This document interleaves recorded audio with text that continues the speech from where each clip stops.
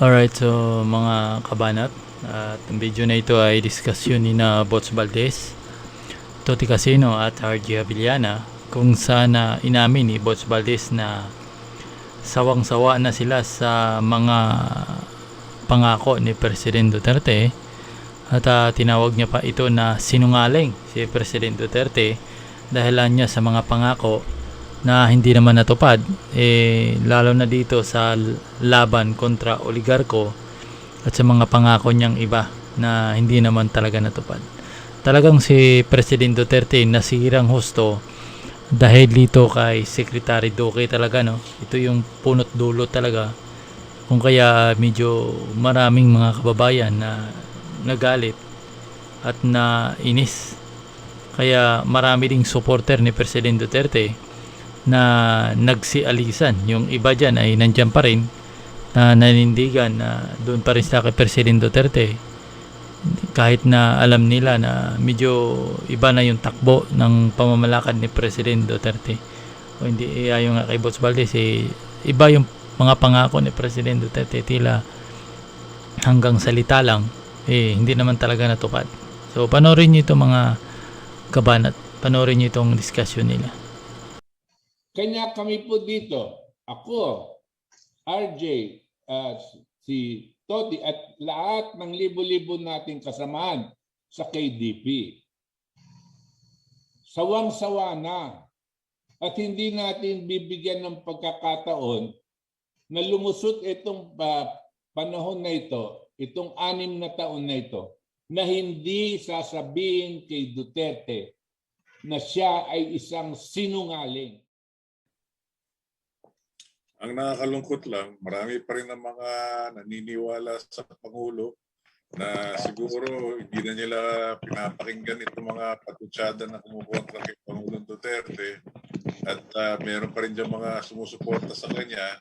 Hindi lang natin alam kung yan ba ay nakakarami o kakaunti na lang lamang. Pero tuloy pa rin sila nagpapahayag ng kanilang mga opinion sa Facebook, sa social media, at kung ano pa mga pagkukuring binibigay kay Pangulong Duterte, bagamat naglalantaran na yung kanyang pagdadarambong, kanyang pagsisinungaling. Ang masama lang, ang hirap kasi dito, ang ating sistema ng ating pamahalaan, ang mga bumabatikos din sa kanya, yun din yung mga may katiwalian, yung mga galing din sa dating administrasyon, yung mga dilawan. Kaya nga, meron din talaga nagpipilit na isinusulong pa rin ang programa nitong Duterte na wala naman talagang katuturan at hindi pa maabot na sa kalahati ng kanyang termino. Naglalantaran na yun yung kanyang pagkaberdugo, kanyang kakamalian, ang kanyang katiwalian. Lalo lumala nung pagpangasiwa ng kanyang mga kabinete dito sa COVID-19. Pati nga itong si Secretary Lopez ng DTI, sinusuportahan niya yung panukala na yung mga bakunado lang daw ang pwedeng pumasok sa mga pinagbabawalang lugar tulad ng mga restaurant at kung ano pa mga tanggapan kung saan pwedeng mamili ang mga mamamayan. Kung ganoon din ang mga sunod-sunuran nitong mga gabinete ni Pangulong Duterte, ewan ko lang kung marami pa rin ditong mga sumusuporta kay Pangulong Duterte. Siguro, dahil ito mga to ay nakipag-sang-ayon doon sa programa ng pagbabakuna. Pero marami pa rin sa ating mga mamamayan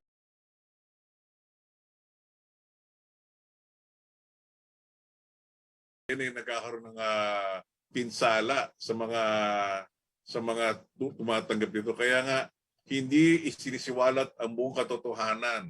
Bagkus yan pinagtatabi pa at pinagtatakpan pa nitong pamahalaan. Kaya nga nakakalungkot, ganito ang klaseng ating sistema dito, puro propaganda, kung hindi lang sa atin isinisiwalat ito, ay siguro kasinungaling na lang tinatanggap itong mga mamamayan.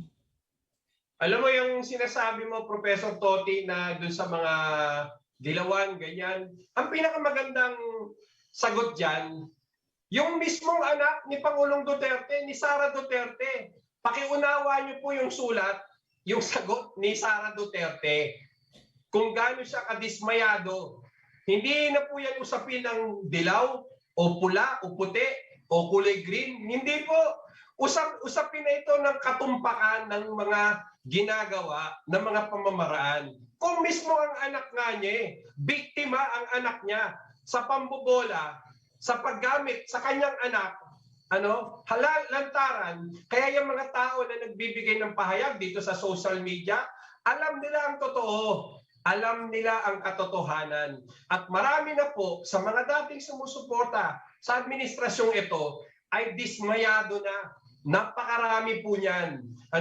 Kaya itong mga tulad ng ginagawa ni Pangulong Duterte, tulad ng ginagawa ni Senator Bongo, ito po yung mga desperadong aksyon. Hindi ako magtataka kung ang mga kabinete ni President Duterte ay mag-rally behind the President kasi lahat sila nakinabang. Natural yan, normal yan. Pero again, ang linya nila ngayon, supreme sacrifice na ito si Duque. Kaya hindi natin alam, baka sa mga oras na ito, o baka bukas, o baka Lunes, meron na pong grand announcement na ang linya nila na sasabihin, o kita nyo na, dahil sa ating announcement na supreme sacrifice, sumunod si Duterte. Sumunod itong si Kalihim Duque, at iginagalang niya ang wish ng taong bayan. Hindi na ganoon, tapos na, kahit mag-resign na yan, tapos na. Kitang-kita na ang mga pambobola na ginagawa nila sa atin. Tama ka, Professor Toti at Professor Butch, tama kayo. Hindi huhupa ang galit ng taong bayan hanggat hindi lumalabas ang buong katotohanan na ano ba ang papel ni Senator Bongo sa mga kontrata na ito. Sigurado yan. Ngayon pa lang naglulutangan na yan dahan-dahan. Hindi porket si Senator Ping Lacson ang nag-iimbestiga. Hindi porket si Senator Richard Gordon ang nag-iimbestiga. Hindi porket si Senator De Leon ang nag-iimbestiga ay wala na itong katuturan. Marahil kalahati niyan ay may katuturan. Marahil kalahati niyan ay kwine-question nila sa isang forma ng politika. Pero yan ay narrative strategy ng administrasyon. Kapag bumatikos ka, dilawan ka. Pag bumatikos ka, ikaw ay NPA. Kapag bumatikos ka, ikaw ay oposisyon. Nakakalimutan ng administrasyon na ito na mas maraming Pilipino na walang partido, na hindi naman kasama sa Dilaw, hindi naman kasama sa DDS, hindi naman kasama sa mga ibang mga paksyon ng mga partido. Mas marami ang mga independent na mga Pilipinong matitino ang pag-iisip. Marami yan. Na marami rin, lalo na hindi bumoto kay Pangulong Duterte. Marami po. Ilan lang ba yan? 16 million? Okay, 16 million. Ilan ba ang sambayan ng Pilipino? Ilan ba ang populasyon ng bayan? Kaya kahit itanong natin sa mga bata, sa mga high school students, itanong natin sa kanila, sa mga college students, itanong natin sa ating mga kabataan. Di ba tayo, Professor Toti, kapag naririnig natin, nagtatalumpati na ang ating Pangulo, ang ating Presidente, marami sa ating mga tatay, nanay, ate, kuya, tito, tita, kapag meron bata sa loob ng bahay, nakikinig ng radyo, nakikinig ng TV, ano ang ginagawa kapag si Pangulong Duterte na nagtatalumpati? Hinihinaan ng radyo, hinihinaan ng TV o pinapatay. Bakit? Kasi baka magmura ang ating Presidente. Kahit ito'y pabiro o kahit ito'y seryoso, tayong mga tatay, tayong mga magulang, tinuturuan natin ng tamang asal ang ating mga anak, ang ating mga kabataan. Huwag kayong magmumura, huwag kayong magano. Pero kung ang ating Presidente ganyan ng karakter, ganyan ng gawi, parang nililegitimize natin at tatanungin ka ng iyong mga pamangkin o ng iyong mga mahal sa buhay ng mga kabataan. Tatanungin ka, Professor Toti, ang ating Presidente, mura ng mura. Bakit mo kami pinababaya ang Uncle Toti na ayaw mo kami magmura? Ang Presidente, mura na mura.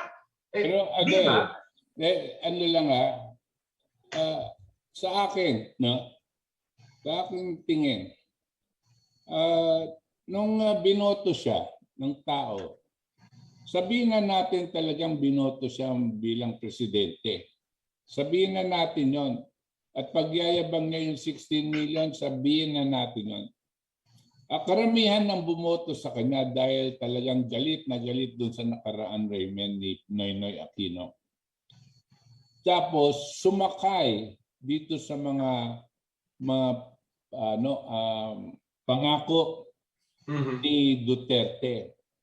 Dahil matitindi yung pangako niya, ang taong bayan parang binaliwala yung kabastusan niya.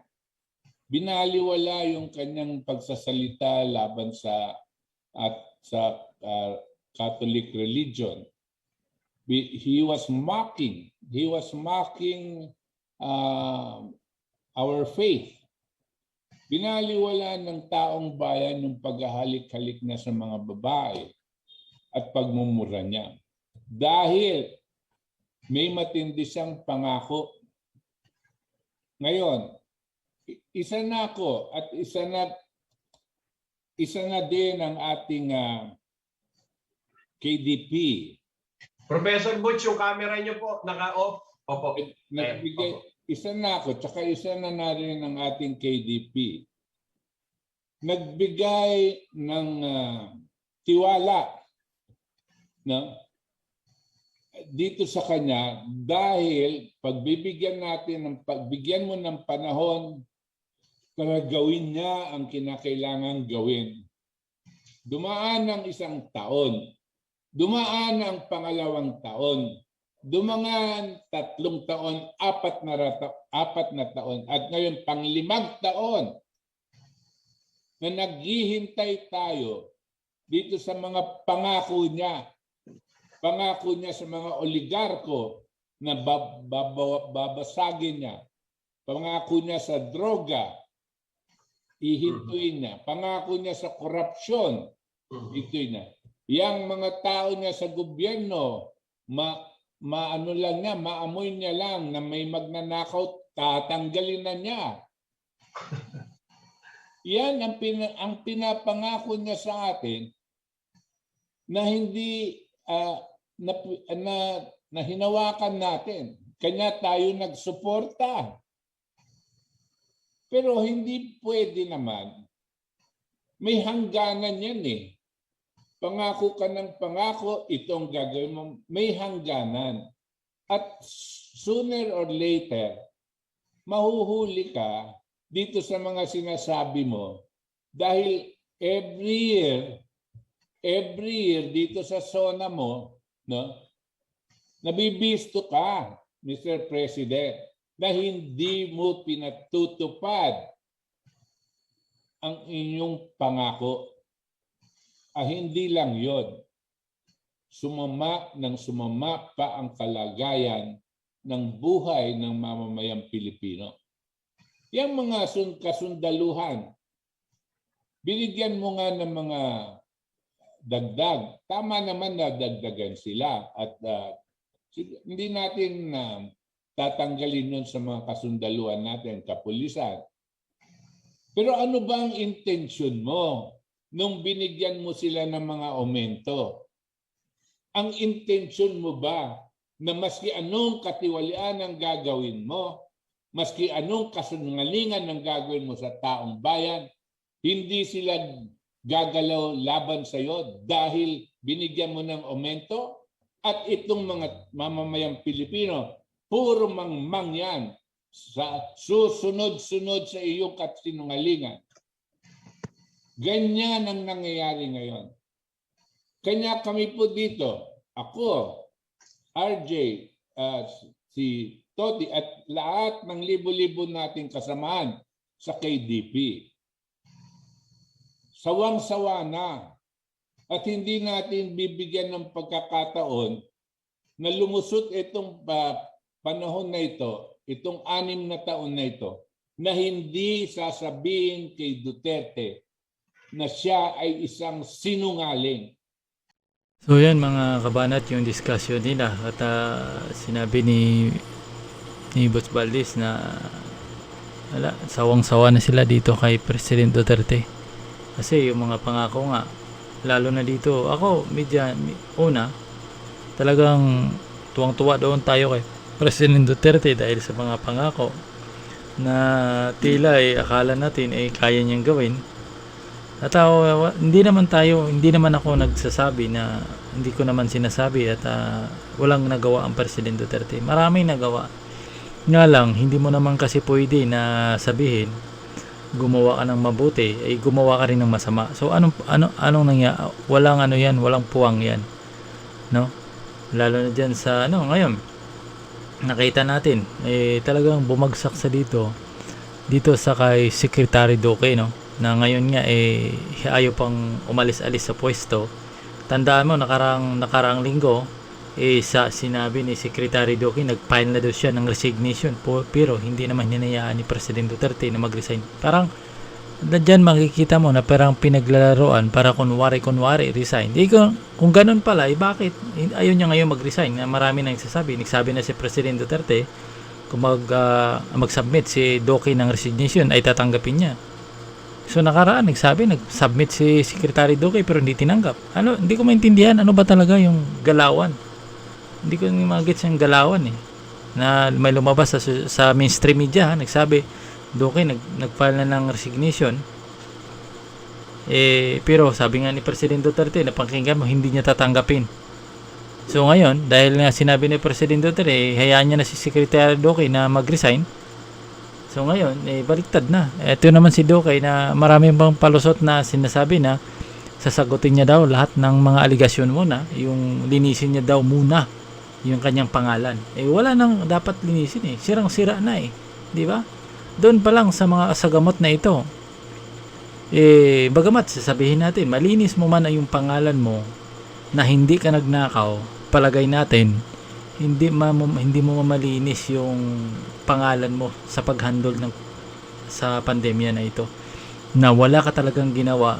Ang ginagawa nyo puro bilang na lang, puro kayo mathematician na lahat na lang ay nagbibilang kayo.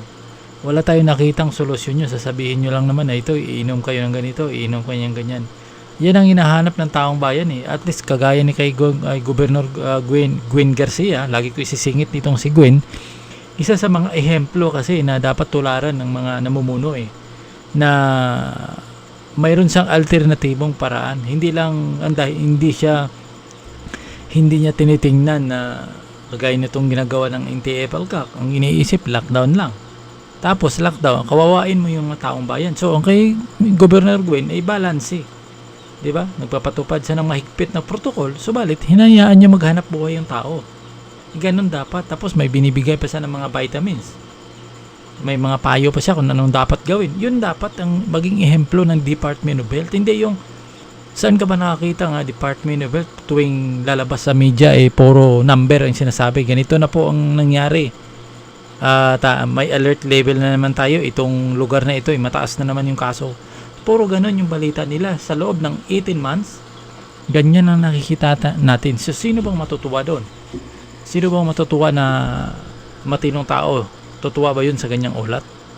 Ni minsan wala tayong narinig dito sa Department of Health na nagsabi man lang na okay, itong vitamins inumin ninyo mapapalakas ito ng resistensya natin. No? Mga ganyan sana dapat. Wala Kaya sinong natutuwa doon? Kaya sirang-sira ang pangalan ni Secretary Duque. Kasama na dyan si President Duterte. Bagamat yung ibang mga DDS ay tila kapit pa rin, lalo na dito sila na